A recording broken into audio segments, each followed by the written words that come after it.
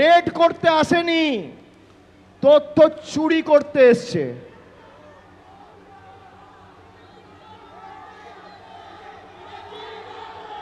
যদি রেড করতে যেতেন তাহলে হায়দ্রাবাদের অফিসেও রেড হতো, দিল্লির অফিসেও রেড হতো, আর আইপ্যাকের অন্য যারা ডিরেক্টর আছে, একটা কোম্পানিতে রেড করলে যতজন ডাইরেক্টর আছে তার বাড়িতে রেড করতে হবে। আর যদি কোম্পানির ডিরেক্টর স্পেসিফিক রেড হয় তাহলে আপনি আইপ্যাকের অফিসে কেন গেছেন?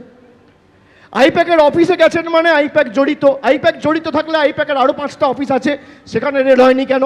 সুপ্রিম কোর্টে একাধিক অভিযোগ করেছে এনফোর্সমেন্ট ডিরেক্টরেট, কিন্তু সেদিনের ঘটনা নিয়ে সরাসরি এনফোর্সমেন্ট ডিরেক্টরেটকে আক্রমণ করলেন অভিষেক বন্দ্যোপাধ্যায়। তিনি বলছেন যে তল্লাশিতে সেদিন কেন্দ্রীয় এজেন্সি আসেনি, তথ্য চুরি করতে এসেছিল। রেড করতে আসেনি, তথ্য চুরি করতে এসছে।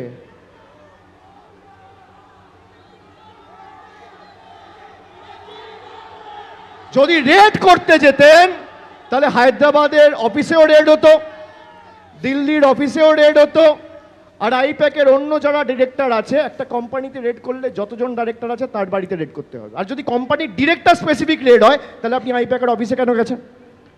আইপ্যাকের অফিসে গেছেন মানে আইপ্যাক জড়িত। আইপ্যাক জড়িত থাকলে আইপ্যাকের আরও 5টা অফিস আছে, সেখানে রেড হয়নি কেন? খালি বাংলায় কেন? এগুলো যুক্তির মাধ্যমে মানুষকে বোঝাতে হবে। যুক্তি আমাদের অস্ত্র, ফোন আমাদের অস্ত্র। ফেসবুক লাইভ করুন, মানুষকে বোঝান। বিজেপির নেতারা যখন টাকা নেয়, ক্যামেরায় ধরা পড়ে, তখন ইডি দেখতে পায় না, চোখ কানা হয়ে যায় না? যারা বিজেপিতে গেছে সব দোয়া তুলসী পাতা হয়ে গেছে। আর যারা বিজেপির বিরুদ্ধে লড়ছে তারা সবাই খারাপ, তারা সবাই চোর, আর তুমি সাধু। বৃহস্পতিবার আইপ্যাক কাণ্ড আর তারপরে এবার সর্বোচ্চ আদালতের দ্বারস্থ হয়েছে ইডি, যেখানে তারা জোড়া মামলা দায়ের করেছে। এই ইডির মামলায় পার্টি করা হয়েছে মুখ্যমন্ত্রী মমতা বন্দ্যোপাধ্যায়, মুখ্য সচিব নন্দিনী চক্রবর্তী, রাজ্য পুলিশের ডিজি রাজীব কুমার, কলকাতার পুলিশ কমিশনার মনোজ ভার্মা এবং প্রিয়ব্রত রায়কে। ইডির পক্ষ থেকে দাবি করা হয়েছে মমতা বন্দ্যোপাধ্যায় এবং পুলিশ আধিকারিকরা ঘটনায় সরাসরি যুক্ত থাকায় এফআইআর করে কোনো লাভ হতো না, ফলপ্রসূ হতো না। সঠিক তদন্ত না করে মুখ্যমন্ত্রী এবং তার আধিকারিকদের বাঁচানোর চেষ্টা করত পুলিশ। তাই ইডির দাবি সিবিআই তদন্তের জন্য তারা হাইকোর্টের দ্বারস্থ হয়েছিলেন। ইডির অভিযোগ, গন্ডগোলের জন্য আদালতে শুনানি হয়নি শুক্রবার। মুখ্যমন্ত্রীর সমর্থকরা কলকাতা হাইকোর্টে এমন পরিস্থিতি তৈরি করে যাতে শুনানি সম্ভব হয়নি। মুখ্যমন্ত্রীর সমর্থকরা হোয়াটসঅ্যাপে মেসেজ পাঠিয়ে কোর্টরুমে নিজেদের তারা উপস্থিত করে। ইডির অভিযোগ, তল্লাশি চলাকালীন সশস্ত্র হয়েই সেদিন পুলিশ ঢুকেছিল। যদি বাধা দেওয়া হতো তাহলে মৃত্যুর মতো ঘটনা বা আহত হওয়ার মতো ঘটনাও ঘটতে পারত। তাই ইডির অভিযোগ, মুখ্যমন্ত্রীর সঙ্গে যারা গিয়েছিলেন তাদের সংখ্যা 5 জনের বেশি ছিল। তারা আগ্নেয়াস্ত্র নিয়ে এসেছিলেন। এটা ডাকাতির ঘটনা। তারা সর্বোচ্চ আদালতে ডাকাতির অভিযোগ করেছেন। প্রতীক জৈনের বাড়ি এবং অফিসের ঘটনায় সিবিআইকে 2টি এফআইআর করতে আদালতে ইডি আবেদন জানিয়েছে। পাঞ্চনামা সঠিকভাবে রেকর্ড করতে দেওয়া হয়নি, এই অভিযোগও কিন্তু সর্বোচ্চ আদালতে করেছে কেন্দ্র তদন্তকারী সংস্থা।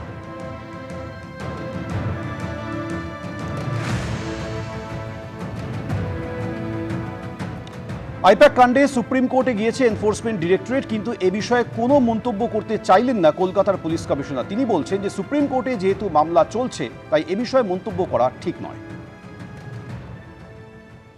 আমি এই বিষয়ে খুব বেশি কিছু বলতে পারবো না, except the fact that we have registered দুটো আমরা কেস করেছি এন্ড দুটো কেসেই তদন্ত হচ্ছে। এর বাইরে এই মুহূর্তে কিছু বলা সম্ভব নেই। Maybe on some other date and later on will আমরা পরে এই বিষয়ে কিছু বলতে চাইবো। এন্ড সুপ্রিম কোর্টে যে ম্যাটার আছে সেটা যেহেতু মাননীয় আদালতে পৌঁছেছে, তো ওই বিষয়ে আর কিছু এই মুহূর্তে বলা যাবে না। পড়িনি কি লেখা আছে, that is not in my knowledge. And সেই জন্য ওর স্পেসিফিক টার্ম ওয়ার্ডের উপর কোনো কমেন্ট করা উচিত হবে না। বাট যেহেতু বিষয়টা মাননীয় আদালতে পেন্ডিং আছে, ওটা ওর উপর এই মুহূর্তে কমেন্ট করা উচিত হবে না। ইনভেস্টিগেশন ইজ অন, এটাই বলে দিতে পারি।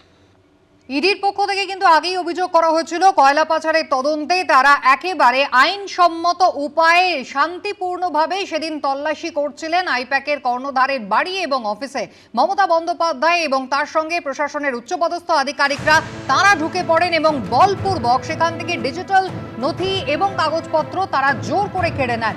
এবার সুপ্রিম কোর্টে ইডির অভিযোগ, মুখ্যমন্ত্রীর বেআইনি কার্যকলাপ যে সিসিটিভিতে ছিল সেই ফুটেজ নিয়ে গিয়েছে পুলিশ।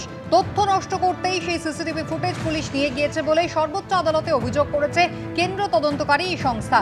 তাদের অভিযোগ, তদন্ত আটকানোর জন্য উদ্দেশ্য প্রণোদিতভাবে পুলিশ একাধিক এফআইআর করেছে। একাধিক মিথ্যে মামলা করে তারা ইডি অফিসারদের মনোবল ভাঙার চেষ্টা করেছে।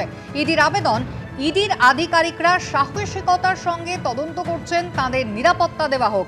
প্রতীক জৈনের অফিস থেকে ইডি অফিসারের ল্যাপটপ নিয়ে যাওয়া হয় বলে ইডি অভিযোগ করেছে আদালতে। 2 ঘন্টা পর সেই ল্যাপটপ ফেরত দেওয়া হয়। ইডি অফিসারের ল্যাপটপ নিয়ে যাওয়া চুরির শামিল আদালতে, এমনটাই অভিযোগ করেছেন তারা।